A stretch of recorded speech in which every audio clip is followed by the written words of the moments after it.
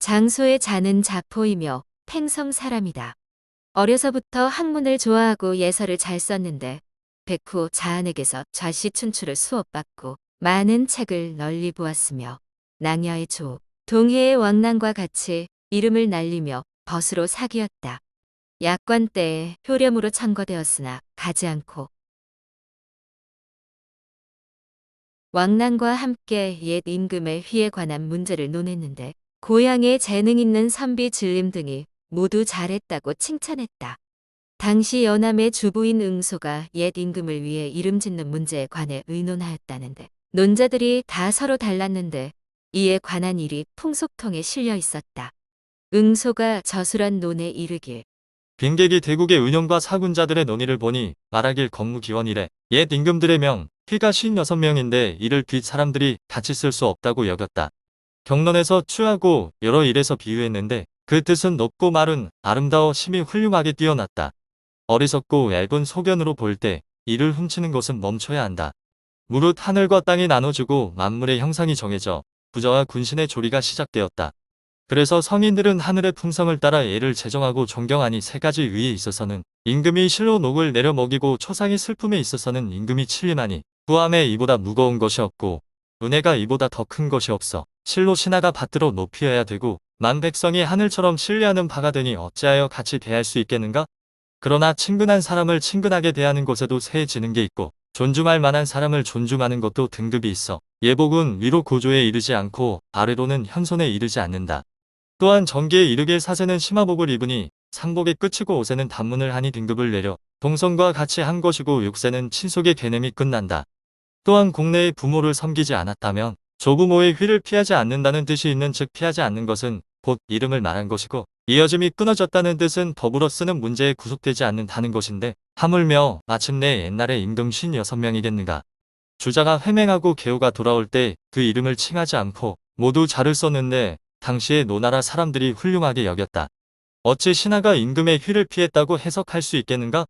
주모광의 이름이 만인데 정왕의 시대에 이르러 왕손만이란 사람이 있어 대부가 됐고 이는 신하가 임금과 이름을 더불어 쓴 것이다.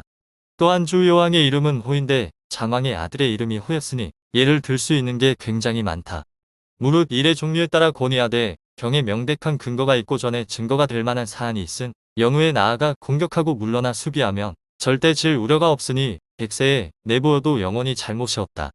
지금 이응소가 비록 위로 옛 임금의 이름을 존경하나 아래로 끊어지는 것이 없으니 오히려 의문이 든다.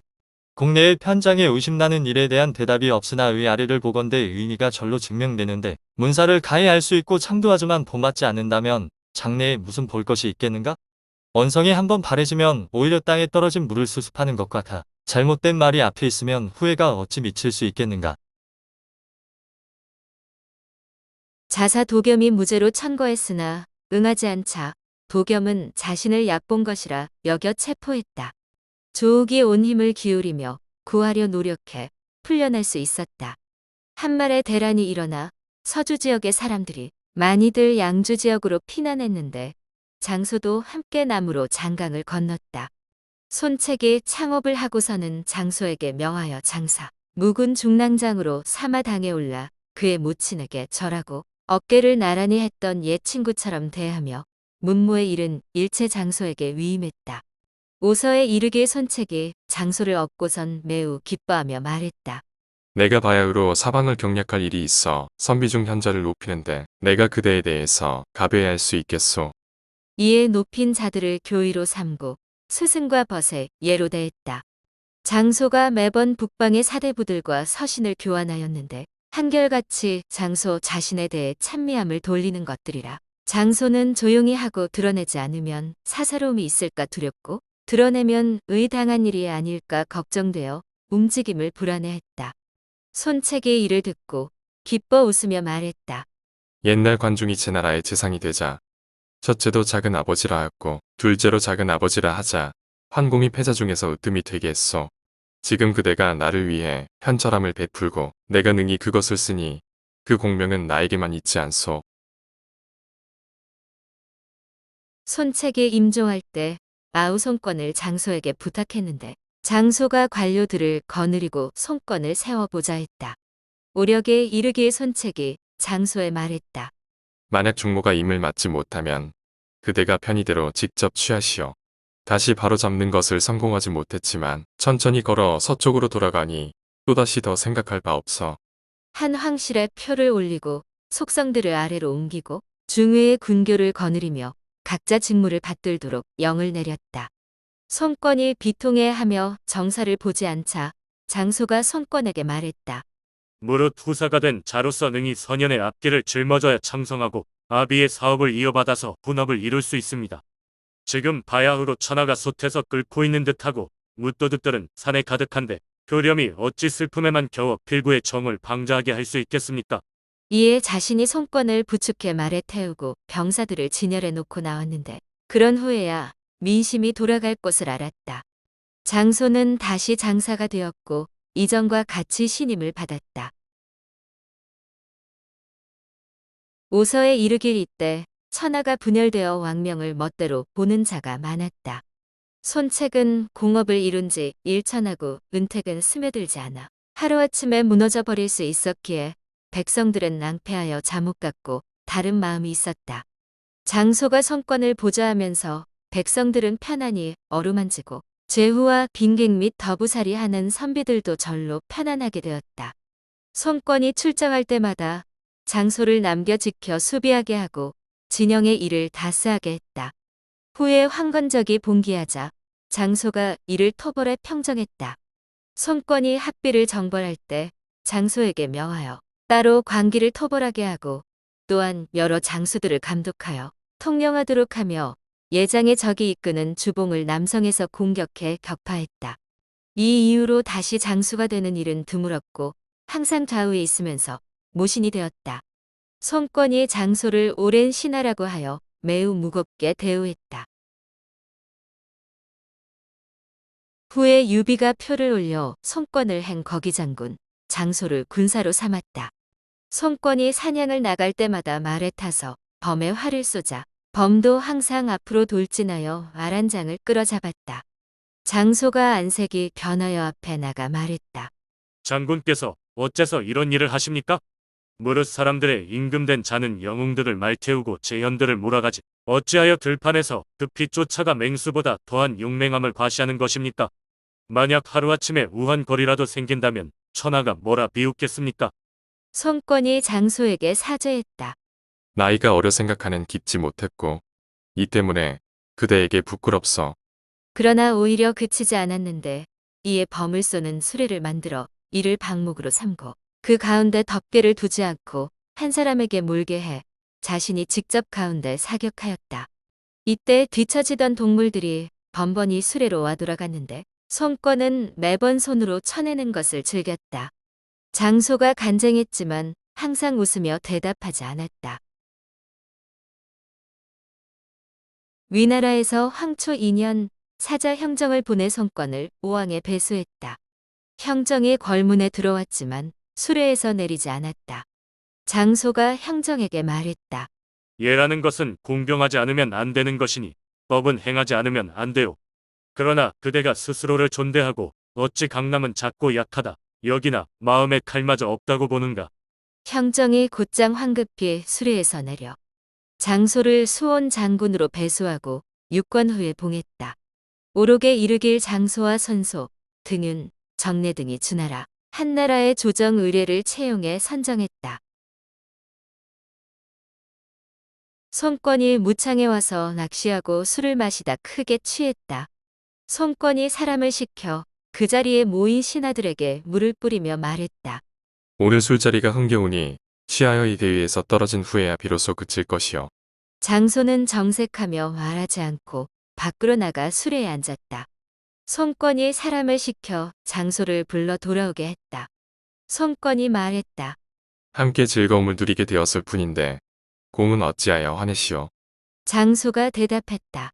옛날 주왕이 술찌개미를 언덕같이 쌓고 술로 된 연못을 만들어 긴긴 밤 동안 마셔대었는데 당시에도 또한 이를 좋아했지 싫어하지 않았습니다. 손권이 묵묵히 그렇다 여겨 부끄러워하는 기색을 보이며 마침내 주연을 파했다. 이전에 손권이 당시 승상을 둘 때 장소에게 가야 한다는 군신의 의논이 있었다. 손권이 말했다. 지금 일이 많아 통과라는 직책의 사람은 책임이 막중하니 걱정할 바 아니오.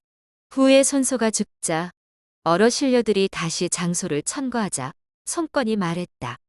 내가 어찌 자포에게 애정을 가지겠소. 승상의 일이 번잡하지만 공은 성품이 강직하여 말하는 바를 따르지 않아 오란과 허물이 장차 생겨나는데 이를 더할 수는 없어. 이에 고흥을 등용했다. 손권이 조노를 칭하게 되자 장소는 노환으로 관이 및 통솔하는 발을 위로 돌려보냈다.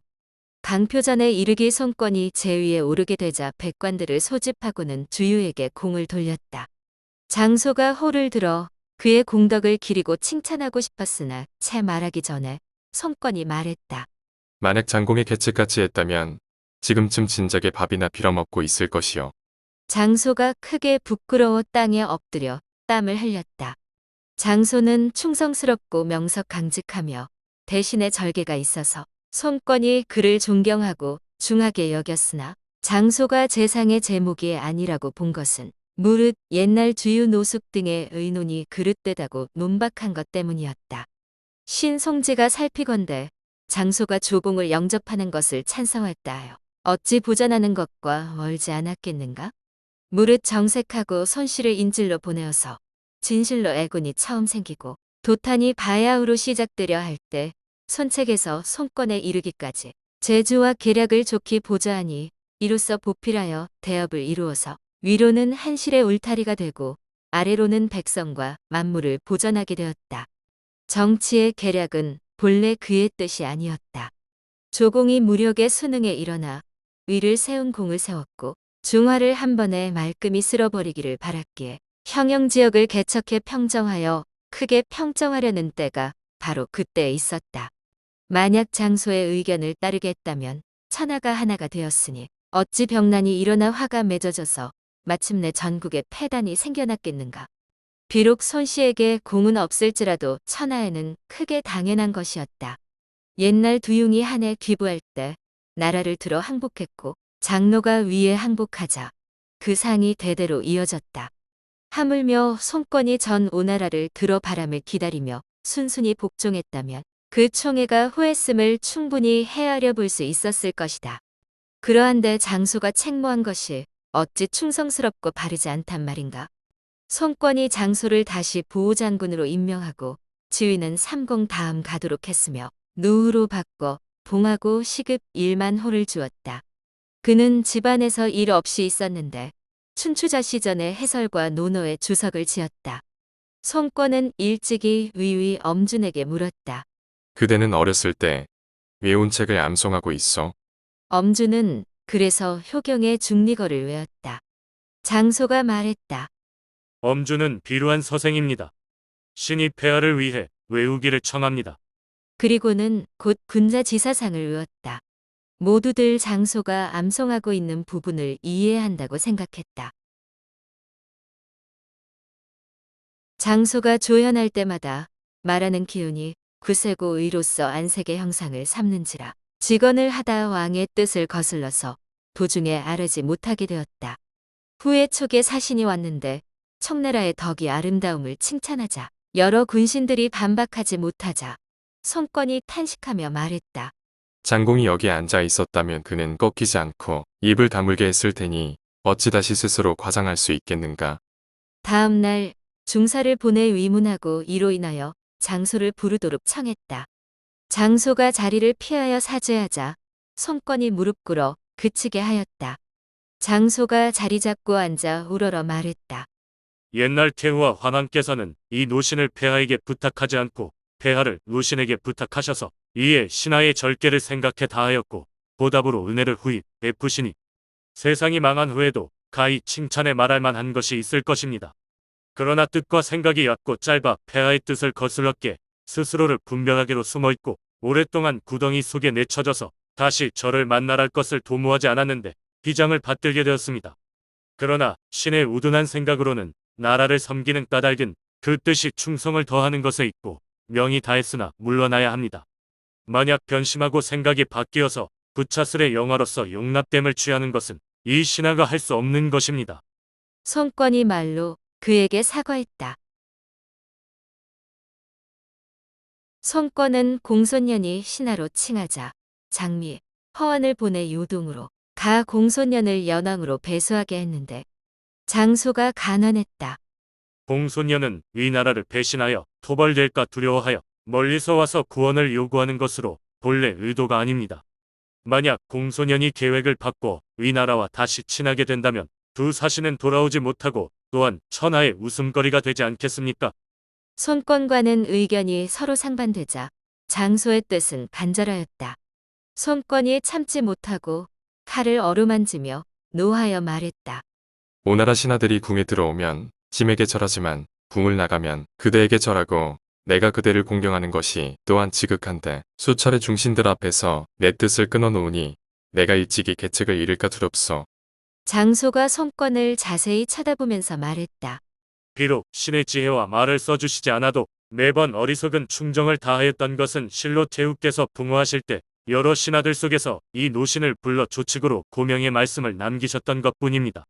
이로 인해 눈물을 흘렸다. 손권은 칼을 땅에 내던지고 장소와 마주하여 울었다. 그러나 끝내 장미와 허완을 보냈다.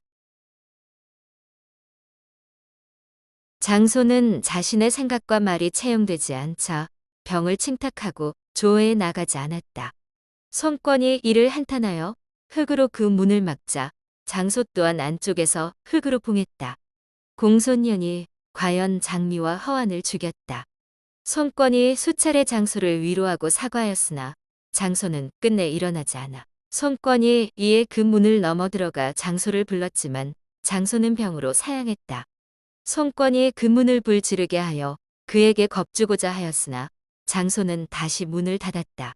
손권이 사람을 시켜 불을 끄게 하고 문에 오랫동안 머물러 있자 장소의 여러 아들들이 함께 장소를 부축해 일으켜 나왔는데 손권이 그를 수레에 태워 궁으로 돌아와 심히 스스로를 자책했다. 장소가 어쩔 수 없게 되자 그런 후에 조회에 참석했다. 습착치가 이르길 장소가 이렇게 한 것은 신하답지 못하다. 무릇 신하란 자는 3번 간언해서 따라주지 않으면 자기 몸을 추슬러 물러넣고 생명이라도 구차히 끊어지지 않게 해야 되는데 어찌하여 원한을 품고 있는가? 또한 진목공은 간언을 어겨가면서 마침내 서흉을 쟁패했고 진문공은 분노를 잠시 미뤄두고 마침내 대업을 이루었다. 남긴 맹세는 후회와 과오로서 보아 새겨졌고 호언은 원망하고 죽는다는 말이 없었으니 군신의 도리가 크고 상하가 함께 영화로웠다. 지금 손권은 후회하여 잘못했다 하며 장소를 고하고 후에 더욱 생각을 돌려 마음으로 항복했고 머지않아 회복시켰으니 이것은 잘한 것이다. 장소는 신하된 자로 권한을 헤아리지 않고 도를 얻어 훗날의 실수를 바로잡았으나 아침 저녁으로 게을러져 이내 자기 생각에 채용되지 않자 그 죄를 임금에게 돌려 문을 닫고 왕명을 거절하면서 가만 앉아 불타 없어지길 기다렸으니 어찌 패악하지 않은가. 장소의 용모는 엄숙하고 위풍이 있어 손권이 항상 말했다. 내가 장군과 말을 하면 감히 잊지 않는다. 온 나라가 꺼렸다. 나이 81세로 가화 5년에 죽었다. 유언으로 복권으로 관을 희게 덮고 때에 맞는 옷으로 염하라 하였다. 손권이 소복을 입고 직접 조문해 시호를 문호라 했다. 전략에 이르길 내가 예전에 듣기로 유영주가 일찍이 직접 글을 써서 손백부에게 주려고 예정평에게 보여주었더니 정평이 이를 얕보며 말했다. 이 같은 글이면 손책막하에 어린아이에게 읽게 하려는 것이지. 장차 장자포에게 보여주려고 하십니까? 정평의 말처럼 자포의 재주는 높았다. 비록 그렇지만 오히려 직접 우아함을 쌓아 써내지 못하는 것이 없다고 할 정도였다. 덧붙여 듣기로 오에서는 그를 작은 아버지라 칭한다 하니 이처럼 그 사람들은 한때의 뛰어난 재주임을 믿었으나 높은 곳에서 자질을 펴지 못하고 이내 회계 지역에서 베푼 것이 한탄스럽다. 장자 장승은 이미 자신이 제후에 봉해져 있었기에 막내 아들 장휴에게 자기를 잇게 했다.